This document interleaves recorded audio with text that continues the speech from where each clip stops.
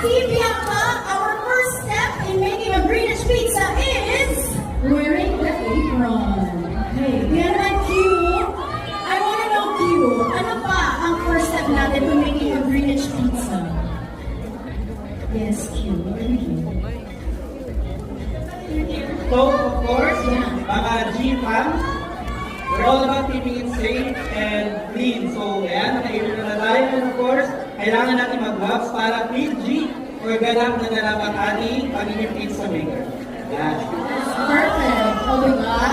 Guys, again, safety and cleanliness is our priority dito sa Greenish. Kaya naman, ito, what is our next step after wearing our apron, our gloves, Team Will? Okay, so our next step is making sure that our foundation, which is the dough, is correctly filled.